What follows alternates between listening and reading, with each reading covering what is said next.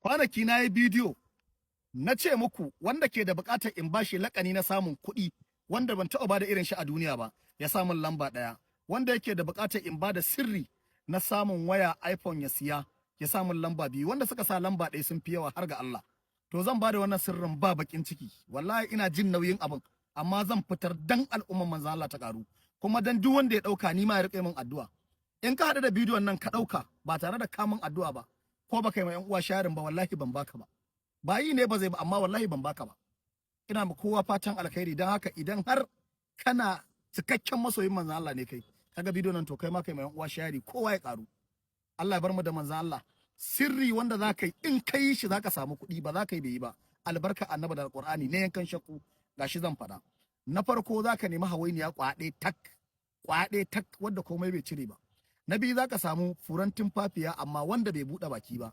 Iyayin da ya sawwaka, wallahi wannan sirrin malam nawa ne, ina jin abin ne.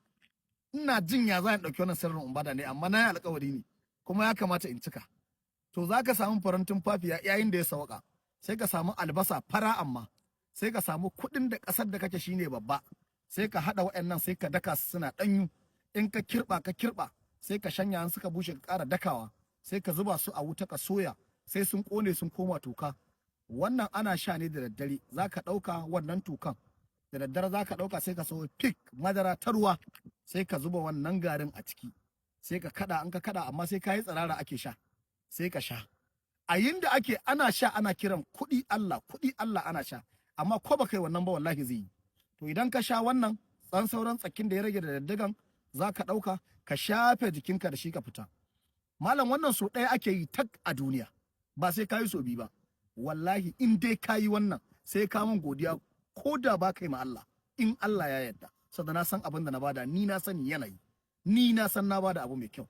Ine ma kowa fatan alkhairi ba bakin ciki, masoyana na faɗin duniya ta ko ta ina, ina jin addu'o'i, ina ganin sakunan ku na alkhairai, ina godiya, Allah ya bar mu da manzo Allah.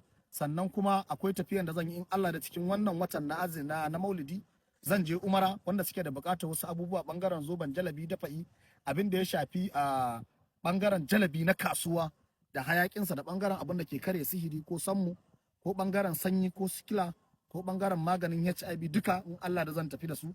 Wanda ke da bukata zai iya magana, insha Allah sai ya tafi masa da shi. In ba ni ka ji na faɗi nan ba ta da baki na ba, to kar ka sake ka ce wani ya baka namba ko ka ga namba kawai ka dauka za a yaudare ka. So ina ma kowa fatan alkhairi. Namba na WhatsApp kadai banda kira, idan kai magana zaka same ni akai insha Allah. Kuma na faɗa ni ina yin voice note ne, ba tafin rubutu nake ba. Sannan in zaka tura da kuɗin ka kira video call ka ga da wa kake magana, zan bada lambar yaro na wanda ko me kake da bukata zaka iya samun sa akai, shine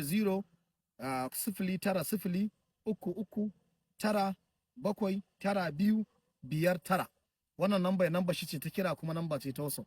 Duk wanda ke da bukatar wani abu ya masa magana, amma dan Allah dan uwana ka daure, ko da baka taba gwada komai baka gwada wannan. In Allah ya yarda zaka yi ma Allah godiya, zaka yi godiya. Duk in kai sallah wala sai ka min addu'a. Yaro na bashi in ya dauka, ayo annabi salati ai sharing. Babba in ya dauka na bashi, mace in ta dauka na bata, namijin ya dauka na bashi. Allah ya bar mu da manzon Allah, ine mu kowa fatan alkhairi.